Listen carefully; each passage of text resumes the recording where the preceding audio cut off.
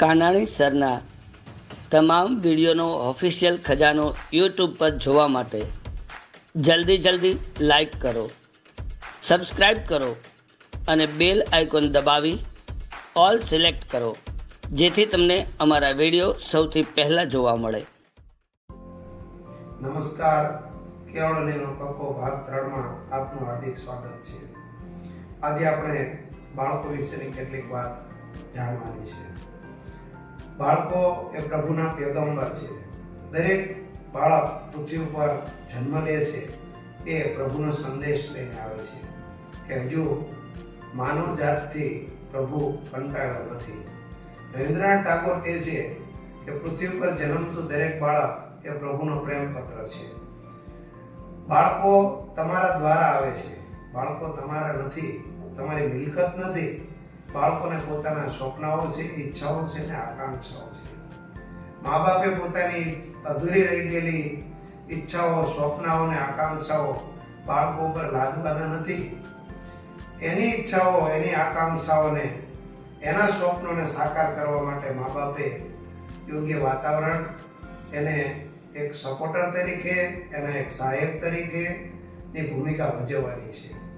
મોટા ભાગે બનતું હોય છે એવું, મા બાપે પોતાની રહી ગયેલી અધૂરી ઈચ્છાઓ અને આકાંક્ષાઓ બાળકો દ્વારા પૂરી કરાવવાના અભરખા રાખતા હોય છે અને એના લીધે બાળકો પર એક પ્રકારનું ડિપ્રેશન, એક પ્રકારનું એના ઉપર ખોટું વધારે પડતું દબાણ આવે છે અને બાળકો અયોગ્ય આત્મઘાતી પોતાના મૃત્યુ સુધીનું કારણ બનતું હોય છે.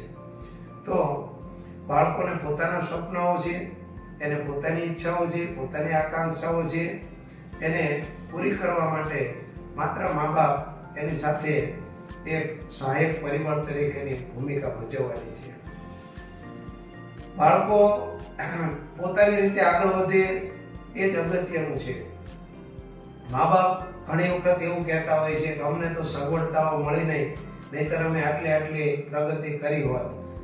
એમને સગવડતાઓ ન મળી, હવે તને સગવડતાઓ આપીએ છીએ તો તું કેમ આગળ વધતો નથી, તું કેમ સફળ થતો નથી.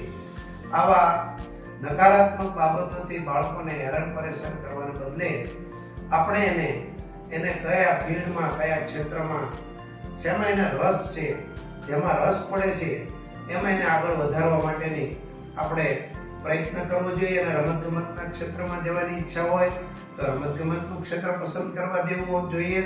એને ચિત્ર, આર્ટ, કલા, જે બાબતોમાં એને રસ હોય એ ક્ષેત્રમાં એ આગળ વધે. એના માટે મા બાપે એક સહાયક તરીકે એની સાથે ઊભું રહેવાનું છે. એને મોટિવેશન, એને પ્રેરણા, એને પ્રોત્સાહન પૂરું પાડવાનું છે. તો જ આપણે બાળકોના સાચા રખેવાળ બનાવીશું, તો જ એના સાચા પાલનહાર બનાવીશું. આભાર.